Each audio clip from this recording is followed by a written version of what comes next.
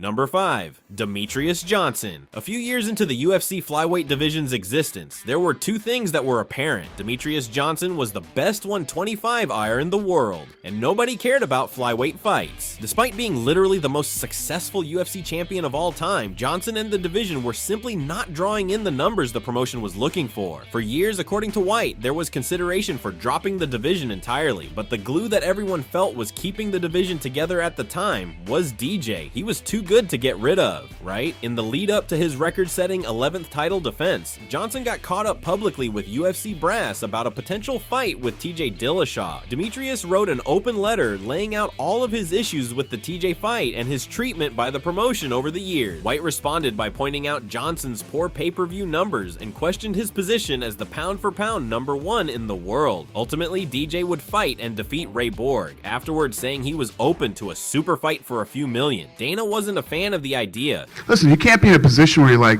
I want $2 million, fuck you, I don't care what you make. Seemingly untouchable while still winning, Johnson's loss to Henry Cejudo at UFC 227 was the final nail in the coffin. Rather than cut one of the best fighters in history still in his prime, DFW opted to trade him to one championship for Ben Askren. Number 4. Fabricio Verdum. When Verdum defeated Fedor Emelianenko at Strikeforce in 2010, he broke one of the all-time greatest winning streaks in MMA history. Dana White had long-running issues with Fedor. Everybody's talking about how great this guy is.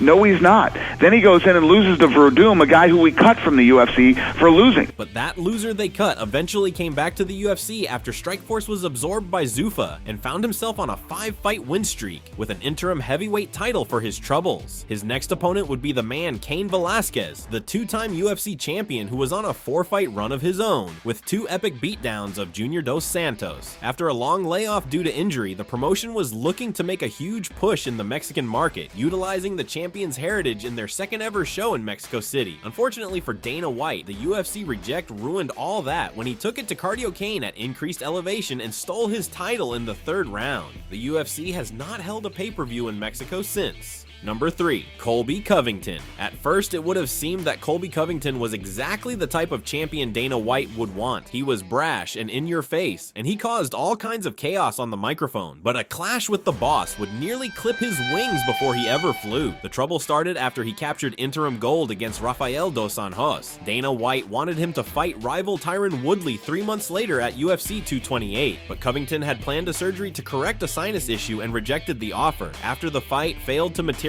several more times, White wanted Colby to fight Kamaru Usman, but Covington wasn't in the contender business anymore and rejected the fight, so Dana gave Usman the title shot against Woodley instead at UFC 235 and stripped Colby, who went on a media tour bashing White and the UFC. White, Uncle Fester, man, he ain't got nothing to say to me, man. He's a coward, man. He can't even talk to me like a man. I tried to get a meeting with him face to face and he ain't got nothing to say, so I ain't got nothing to say to Uncle Fester.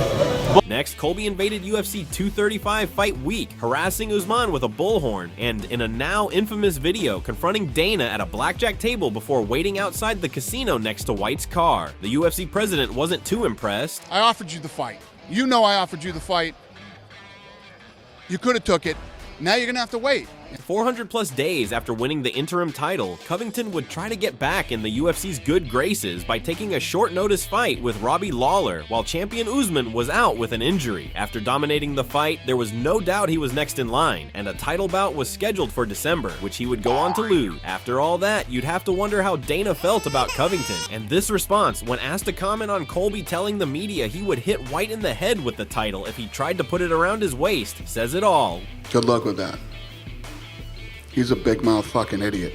Number 2, Tyron Woodley. White and Woodley have a long vocal history, and while they've at times made buddy-buddy, it's mostly been beef. The UFC president has been regularly critical of the former welterweight champion throughout his career, and Tyron's been more than happy to fire back. Before he even held the title, White wasn't a fan of Woodley's safe style.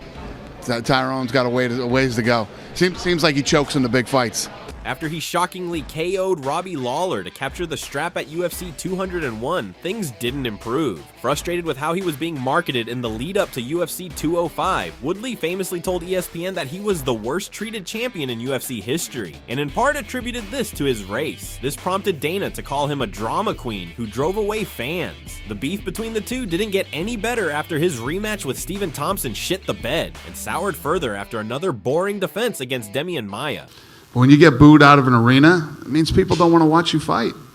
Woodley fired back at White, saying if he didn't get treated better, he'd start spilling UFC dirt. A long layoff due to injury would end with Tyron mopping the floor with Darren Till, a fighter the UFC was priming to be a big star. Much was made of White's expression prior to giving the champion his belt, and he was absent from the post-fight press conference. Then there was the failed Nate Diaz fight beef. White accused Woodley of holding up the division with minor injuries, several times denying a fight with Colby Covington. On and on, there's almost too much to mention. They were seemingly never on the same page. Number 1, Georges St-Pierre. You either die a hero or you live long enough to piss Dana off. GSP was certainly good business for the UFC during his reign as welterweight champion, and during those times, St-Pierre and DFW got along just fine. But following his controversial victory over Johnny Hendricks at UFC 167, Georges announced he was planning on taking some time away, and just like that, there was trouble. White was fuming about the judge's decision post-fight. Does anybody here think that Johnny Hendricks didn't win the fight?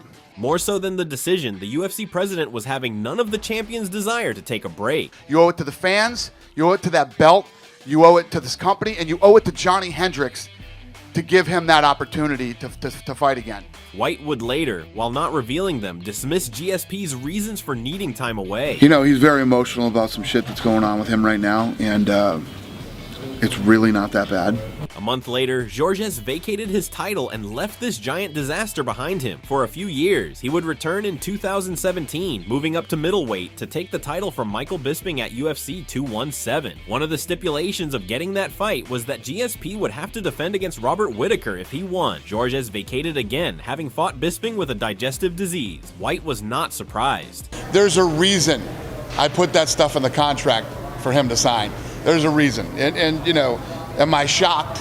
You know, I don't think anybody's shocked. Talk started heating up in 2018 about a second return and a lightweight title fight against Khabib Nurmagomedov. But after St-Pierre's official retirement the next year, he revealed the UFC ultimately shot down the idea of the fight for fear that GSP would again vacate the title should he win. Thanks for watching my list. If you enjoyed the video, subscribe and like. I upload at least one video per week about MMA. It really helps us out when you do so. If I missed anything in this video, let me know in the comments, and I'll catch you in the next video.